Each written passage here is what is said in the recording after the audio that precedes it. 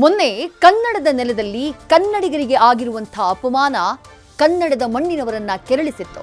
ಕರ್ನಾಟಕದಲ್ಲೇ ಇದ್ದು ಕನ್ನಡಕ್ಕೆ ಅವಮಾನಿಸೋ ಇಂತಹ ಕಿಡಿಗೇಡಿಗಳಿಗೆ ಕನ್ನಡದ ಪಾಠ ಆಗಬೇಕಾಗಿದೆ ಅನ್ನೋದು ಎಲ್ಲರ ಆಗ್ರಹ ಆಗಿತ್ತು. ಅದರಂತೆ ಇದೀಗ ಕನ್ನಡಿಗರನ್ನ ಕೆಣಕಿದಂತ ಆ ಹೋಟೆಲ್ ಕತೆ ಏನಾಗಿದೆ ಅನ್ನುವುದನ್ನ ನೋಡ್ಬಿಡಿ.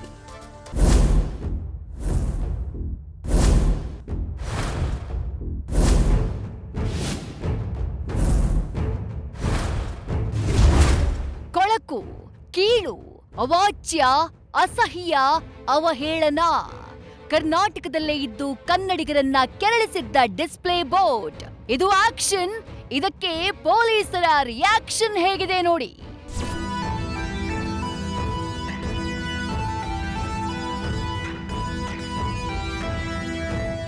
Seize, complete seize.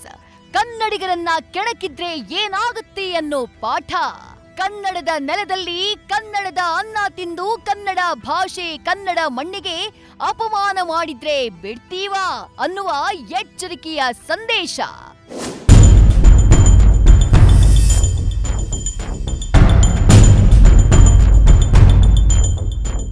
ಹೌದು, ಮೊನ್ನೆ ರಾತ್ರಿ ಕೋರಮಂಗಲದ ನೆಕ್ಸಸ್ ಮಾಲ್ ಮುಂಭಾಗದ ಜಿಎಸ್ ಸೂಟ್ ಹೋಟೆಲ್ ಹೊರಭಾಗದ ಡಿಸ್ಪ್ಲೇ ಬೋರ್ಡ್ನಲ್ಲಿ ಈ ಅತಿರೇಕದ ಬರಹ ಕಂಡು ಬಂದಿತ್ತು. ಸುಮೋಟೋ ಕೇಸ್ ದಾಖಲಿಸಿಕೊಂಡ ಪೊಲೀಸರು ಎಲ್ಇಡಿ ರನ್ನಿಂಗ್ ಬೋರ್ಡ್ ಸೀಸ್ ಮಾಡಿದ್ರು. ಎಫ್ಐಆರ್ ದಾಖಲಿಸಿಕೊಂಡು ಹೋಟೆಲ್ ಸಿಬ್ಬಂದಿ ಮ್ಯಾನೇಜರ್ನ ಬಂಧಿಸಿದ್ರು. ಇದೀಗ ಕನ್ನಡಿಗರಿಗೆ ಅಪಮಾನ ಮಾಡಿದ್ದ ಜಿಎಸ್ ಸೂಟ್ ಹೋಟೆಲ್ಗೆ ಸೀಲ್ ಬಿದ್ದಿದೆ.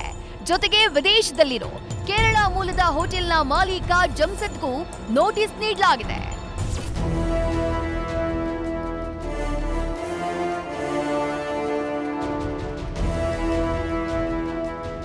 ಇಷ್ಟೇ ಅಲ್ಲ, ಹೋಟೆಲ್ ವಿರುದ್ಧ ಕನ್ನಡ ಚಳುವಳಿ ಕೇಂದ್ರ ಸಮಿತಿ ಅಧ್ಯಕ್ಷ ಗುರುದೇವ್ ನಾರಾಯಣ್, ಗ್ರೇಟರ್ ಬೆಂಗಳೂರು ಪ್ರಾಧಿಕಾರದ ಆಯುಕ್ತ ಮಹೇಶ್ವರ್ ರಾವ್ ಅವರಿಗೆ ಲಿಖಿತ ದೂರನ್ನ ಸಲ್ಲಿಸಿದ್ದಾರೆ.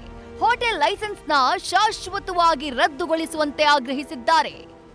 ಇಷ್ಟಕ್ಕೆ ಸುಮ್ಮನೆ ಬಿಡಬಾರ್ದು. ಇನ್ನು ಮುಂದೆ ಯಾರು ಕೂಡ ಈ ತರ ಒಂದು ಇದಕ್ಕೆ ಕೈ ಹಾಕಬಾರ್ದು ಇವರು. ಯಾಕಂದ್ರೆ ಕನ್ನಡಿಗರ ಬಗ್ಗೆ ಗೌರವ ಇರಬೇಕು. ಯಾಕಂದ್ರೆ ಇಲ್ಲಿ ಅನ್ನೇ ತಿಂತಾರೆ, ಇಲ್ಲಿ ಬಂದು ದುಡಿತಾರೆ, ಇಲ್ಲಿಂದಾನೇ ಇವರು ಬದುಕ್ತಾ ಇದಾರೆ. ಒಂದು ಕನ್ನಡ ಭಾಷೆ ಕಲಿಯಕ್ಕಾಗಿಲ್ಲ ಅವ್ರ ಯೋಗ್ಯತೆಗೆ. ಅವ್ರಿಗೆ ಇಲ್ಲಿ ಬರೋನಿಗೆ ಒಬ್ರಿಗೆ ಕನ್ನಡ ಭಾಷೆ ಬರಲ್ಲ. ಇಲ್ಲಿ 5-6 ವರ್ಷದಿಂದ ಇಲ್ಲಿ ಇರ್ತಾರೆ. ಇಲ್ಲಿ ಒಬ್ರಿಗೊಂದು ಭಾಷೆ ಬರಲ್ಲ, ನಮ್ಮ ಭಾಷೆ ಬರಲ್ಲ. ಇಲ್ಲಿ ಅವ್ರಿಗೆ ನಾವೇ ಹೋಗಿ ಅವ್ರಿಗೆ ಅಡ್ಜಸ್ಟ್ ಆಗಬೇಕು ಹೊರತು ಅವ್ರು ಯಾವತ್ತೂ ನಮ್ಗೆ ಅಡ್ಜಸ್ಟ್ ಆಗಲ್ಲ, ನಮ್ಮ ಭಾಷೆಗೆ ಅಡ್ಜಸ್ಟ್ ಆಗಲ್ಲ. ಅದೊಂದು ಮೇಯ್ನು.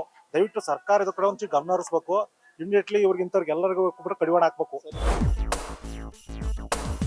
ನೋಡಿದ್ರಲ್ಲ, ಕನ್ನಡಿಗರನ್ನ ಕೆಣಕಿದ್ರೆ ಏನಾಗುತ್ತೆ ಅನ್ನೋದಕ್ಕೆ ಇದೇ ಬೆಸ್ಟ್ ಎಕ್ಸಾಂಪಲ್.